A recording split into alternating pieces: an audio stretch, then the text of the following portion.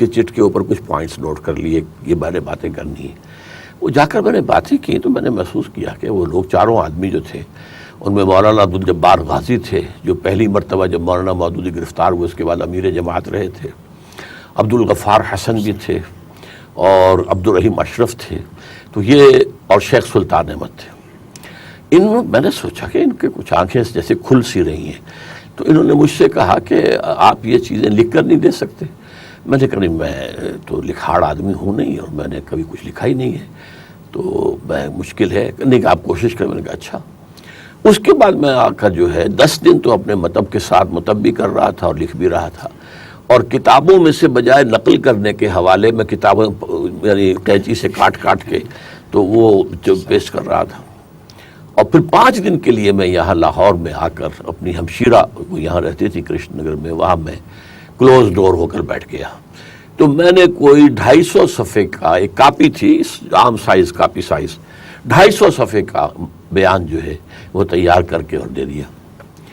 تو لوگ آپ نے اب لکھا ہے، انہیں کو شک سا ہوا کہ یہ شاید جھوٹ بولا اس نے، یہ تو بہت عرصے سے یہ لکھ رہا ہوگا. میں نے کہا نہیں، میں نے انہی 15 دنوں میں لکھا ہے. اس بیان نے بہت بڑا رول پلے کیا ہے. جائزہ کمیٹی والوں کی آنکھیں کھل گئیں. مولانا عبدالجبار غازی صاحب نے اپنی ڈائری میں لکھا، بعد میں انہوں نے بتایا کہ میں حیران ہوں کہ ہم بوڑھے لوگ جو ہیں حالات و واقعات میں سے گزر کر جن نتائج تک پہنچے ہیں، اس نوجوان نے صرف لٹریچر کے تجزیے سے وہ ساری نتائج حاصل کر لیے. مولانا اصلاحی صاحب نے پھر شورا کا اجلاس ہوا، جائزہ کمیٹی کی رپورٹ جو ہے اس میں پھر زیادہ بات وہی آ گئی جو کہ یہ کام کچھ غلط ہو گیا ہے، اس میں ہمیں کوئی ترمیم کرنی چاہیے. اور مولانا اصلاحی صاحب نے مولانا مودودی سے بھی پوری شورا کے لوگوں سے یہ کہا کہ ڈاکٹر اسرار کا جو بیان ہے وہ سب لوگ ضرور پڑھیں. اور اس میں اگرچہ مجھ پر بھی بڑی شدید تنقید ہے، لیکن مجھے وہ معلوم ہوا کہ وہ ٹھیک بات کر رہا ہے. مولانا مودودی نے کہا میرے پاس تو اتنا وقت نہیں، سنا کہ وہ تو 100 صفحے کا، انہوں نے کہا نہیں 250 صفحے کا، کہ میرے پاس تو ٹائم نہیں ہے. بہرحال جس نے اس کو پڑھا ہے، یہ بہت بات کی بات ہے، کوئی 8-10 سال پہلے، آج سے 8-10 سال پہلے میاں طفیل محمد صاحب نے ایک انٹرویو میں یہ کہا تھا کہ ہم حیران ہوتے تھے کہ جو بھی ڈاکٹر اسرار کا بیان پڑھتا تھا اس کا سر گھوم جاتا تھا. ہمیں تو اس میں کوئی ایسی خاص بات نظر نہیں آئی تھی، لیکن جو پڑھتا تھا اس کا جو ہے وہ بالکل ہی معلوم ہوتا تھا کہ وہ. تو اصل میں ہوا یہ ہے کہ جو بھی لوگ محسوس کر رہے تھے کہ something has gone wrong somewhere, وہ میں نے پن پوائنٹ کر دیا کہ یہ جو ایک ٹرن لیا ہے جماعت اسلامی نے، اس نے در حقیقت وہ پورا معاملہ جو ہے تبدیل کر کے رکھ دیا ہے. اس پر وہ اصل میں یہ چند منٹ اس میں لے لوں میں کہ وہ جائزہ کمیٹی میں جب رنگ دیکھا مولانا مودودی نے کہ یہ تو اب میرے رائے کے میرے معتقد لوگ نہیں رہے، انہوں نے جذباتی انداز میں استعفیٰ دے دیا امارت سے. اب سب لوگ خوشامد کرنے لگے کہ صاحب استعفیٰ آپ کیسے دے رہے ہیں، اور یہ ہے، اور اسے شائع بھی کروا دیا اخبار میں. اس سے ایک بڑی ایکسپلوسو سچویشن پیدا ہو گئی. وفد کے وفد آ رہے ہیں پنجاب کے علاقوں سے، کراچی سے، مولانا واپس لیں استعفیٰ، کیا کر رہے ہیں، پاؤں پکڑ رہے ہیں. اور پھر انہوں نے یہ کیا کہ جائزہ کمیٹی کے ارکان کو ایک خط لکھا کہ میں یہ محسوس کرتا ہوں کہ چاہے آپ کی کوئی نیت تھی یا نہیں تھی، لیکن آپ نے ایک سازش کی ہے غیر شعوری طور پر جماعت کے خلاف. تو میں آپ کو آپشن دیتا ہوں کہ آپ یا تو خود مستعفی ہو جائیں شورا سے، یا جن جن حلقوں سے آپ منتخب ہو کر آئے پھر میں ان کے سامنے آپ کا کیس رکھوں گا. اس پر مولانا اصلاحی کھڑے ہو گئے، انہوں نے بہت زبردست موقف اختیار کیا، بہت زبردست ایک خط لکھا، ایک بڑا ایکسپلوشن ہو گیا. اب یہ مد مقابل ہو گئے دونوں، مولانا مودودی اور مولانا اصلاحی، جو 17 برس تک جو ہیں وہ یوں سمجھیے کہ یک جان دو قالب رہے تھے. تو اس سے پھر یہ ہے کہ بہرحال اس کے کئی مراحل آئے، پھر وہ باچی گوٹ کا جلسہ ہوا. تو یہ اس طریقے سے اس کی تاریخ ہے. سر، جماعت اسلامی ایک تحقیقی مطالعہ، آپ نے جماعت سے الگ ہونے کے فوراً بعد لکھی؟ قطعاً نہیں، جماعت کے اندر وہی جو جائزہ کمیٹی کا جو بیان تھا اسی کو شائع کیا، لیکن 10 سال بعد شائع کیا. 10 سال بعد آپ نے شائع کیا، ایسا کیوں ہے؟ ایسا اس لیے ہے کہ میں یہ سمجھتا ہوں کہ محض تخریب جو ہے وہ جائز نہیں ہے جب تک کہ تعمیر کا پروگرام شامل نہ ہو. تو اب ظاہر بات ہے کہ اس وقت تو جب لوگ علیحدہ ہوئے میں انتظار کرتا رہا کہ یہ بڑے لوگ، میں تو آپ جیسا کہ آپ نے کہا میری عمر کل 25 برس تھی جب میں جماعت سے علیحدہ ہوا ہوں، لیکن یہ ہے کہ میں تو کوئی نئی تحریک یا نئی جماعت شروع نہیں کر سکتا تھا.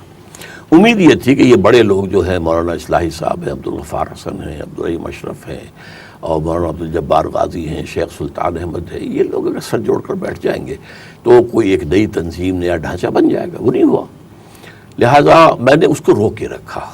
البتہ جب پھر بالآخر میں نے فیصلہ کیا کہ اب اگر یہ لوگ کچھ نہیں کر رہے تو اس کا ہر شخص کو اپنی قبر میں جانا ہے، اپنا حساب خود پیش کرنا ہے، تو میں یہ کہہ کر تو نہیں چھوٹ جاؤں گا کہ یہ انہوں نے کوئی اقتدام نہیں کیا.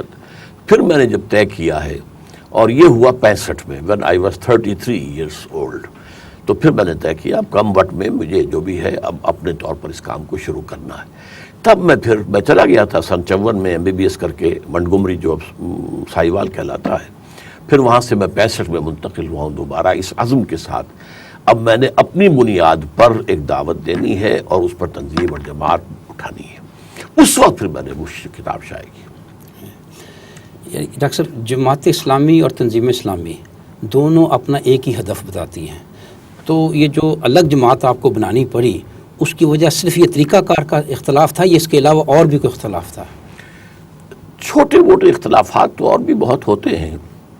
مثلاً وہ جو آئیڈیل دور ہے میرے نزدیک جماعت اسلامی کا، سن 39 سے اور تقریباً 50 تک، اس میں بھی مجھے 2 خامیاں نظر آتی تھیں، اور یہ میں نے اپنے اس بیان میں بھی لکھ دیا تھا لیکن اس کو ایمفیسائز نہیں کیا تھا. ایک خامی مجھے یہ محسوس ہوئی تھی کہ مولانا مودودی شدت پسند بہت ہیں. وہ تنقید جب کرنے پر آتے ہیں تو جب تک کہ کسی کو کفر تک نہ پہنچا لے تو ان کو اطمینان نہیں ہوتا. یعنی متحدہ قومیت کی تحریک تھی جس میں مولانا مدنی رحمۃ اللہ علیہ، مولانا ابوالکلام آزاد وغیرہ، یہ سب پر جو انہوں نے تنقیدیں کی ہیں وہ گویا کہ اس کو کفر اور شرک تک پہنچا دیا، متحدہ قومیت کے تصور کو. پھر جب مسلم لیگ پر تنقیدیں کی تو مسلم قوم پرستی کو بھی کفر اور شرک تک پہنچا کے دم لیا. تو یہ شدت ہے. ٹھیک ہے اختلافات بھی کرے لیکن اختلاف میں یعنی اس کو اس حد تک نہ لے جائے. جیسے کہ بعد میں پاکستان بننے کے بعد بھی الیکشن میں جب حصہ لینے کا فیصلہ کیا تو امیدواری کو جو ہے وہ ناجائز اور حرام قرار دیا، پارٹی ٹکٹ کو لعنت قرار دیا، ایک نیا بالکل پیرل جو ہے نظام تجویز کیا. تو یہ انتہا پسندی ان میں تھی میرے نزدیک. اس کی وجہ سے جماعت کو رکاوٹ ہوئی ہے، اس لیے کہ جن بزرگوں کے اوپر انہوں نے تنقیدیں کی ہیں ان کے معتقدین جو ہے ان کے کان پھر بند ہو گئے جماعت کی دعوت کے لیے. دوسری مجھے یہ کمی کا احساس ہوتا تھا کہ اسلام کے موضوع پر تو گفتگو ساری صحیح ہے لیکن ایمان پر ایمفیسس اتنا نہیں ہے جتنا کہ ہونا چاہیے. یہ 2 چیزیں تو تھیں لیکن by and large the movement as such, اس کا جو فکر ہے، اس کا جو فرائض دینی کا تصور ہے، اس کے لیے جو ہے وہ میں ان کے ساتھ ایگری کرتا تھا اور وہ آج بھی ایگری کرتا ہوں. لیکن یہ کہ جب جماعت اسلامی نے یہ ٹرن لیا یہاں پر پاکستان میں آ کر، پہلا کام صحیح کیا تھا، دستور اسلامی کا مطالبہ کیا اور اس میں پوری قوم نے ساتھ دیا، مسلم لیگیوں نے ساتھ دیا، کیونکہ وہ تو مسلم لیگ کی تحریک ہی کا گویا کہ ایک مانوی تسلسل ہو گیا. اسلام کے نام پر پاکستان بنایا تھا تو اب یہاں پہ اسلامی دستور ہونا چاہیے. تو مولانا شبیر احمد عثمانی رحمۃ اللہ علیہ نے اس میں بڑا ڈیسائسو رول پلے کیا دستور ساز اسمبلی کے اندر. لیکن یہ ہے کہ اس کے بعد جو ہے انہوں نے جو ٹرن لیا سن 51 کے الیکشن میں حصہ لینا، اس نے اس کی نوعیت کو بدل دیا. ڈاکٹر صاحب، گزشتہ 30 سال میں دین کے حوالے سے جو محنت آپ نے کی ہے وہ آپ کے مخالفین بھی اس کا انکار نہیں کر سکتے، لیکن اس میں ایک تسلسل اور استقامت نظر نہیں آتی. مثلا آپ نے انجمن خدام القرآن بنائی، پھر آپ نے تنظیم اسلامی بنا ڈالی، پھر آپ نے تحریک خلافت لانچ کر دی، پھر تحریک خلافت کو ختم کر دیا گیا. تو کیا یہ کسی فکری کنفیوژن کا معاملہ تو نہیں تھا؟ ایسا کیوں؟ پتہ نہیں ہے. اصل میں تو یہ ہے کہ یہ سٹیپس ہیں کہ میں نے جو کام شروع کیا تھا وہ کسی تحریری بنیاد پر نہیں تھا. جیسے مولانا مودودی کا تو سارا معاملہ جو تھا وہ تحریر کی بنیاد پر تھا، کتابوں کی تصنیف. میں نے درس قرآن کے حوالے سے کام شروع کیا لاہور میں 1965 میں آنے کے بعد. 66 سے فل سوئنگ میں وہ آیا. اس سے میرا ایک حلقہ جو ہے معاونین کا، ہم خیال لوگوں کا وجود میں آیا. تو اس پر پہلے میں نے مرکزی انجمن خدام القرآن قائم کی. لیکن اس کے لیے بھی جو میں نے تجویز جو ہے جو ماہنامہ میثاق میں شائع کی تھی اس میں لکھ دیا تھا یہ میرا اصل مقصد نہیں ہے، بلکہ یہ تو پہلا سٹیپ ہے جو میں اٹھا رہا ہوں. میرے سامنے اصل پیش نظر یہ ہے کہ بیعت کی بنیاد پر ایک اسلام اقامت دین کی جد و جہد کے لیے جماعت بنائی جائے. یہ میں نے اس وقت بھی لکھ دیا تھا. چنانچہ 3 سال کے بعد وہ وہ تو ایسے ہی جیسے کہ ایک آم کی گٹھلی میں سے پہلے 2 پتیاں نکلتی ہیں، پھر وہ آگے چلتی ہیں، پھر کوئی تنا بنتا ہے، پھر اس کے اندر وہ شاخوں کے اندر پتے آتے ہیں، پھر اس میں آم بھی لگتا ہے. تو میرے نزدیک تو یہی ایک پروسیس جو ہے یہ ارتقاء کا پروسیس ہے، اس کے اندر کہیں کوئی یہ تنظیم اسلامی اور تحریک خلافت کا کیا تعلق آپس میں؟ یعنی تنظیم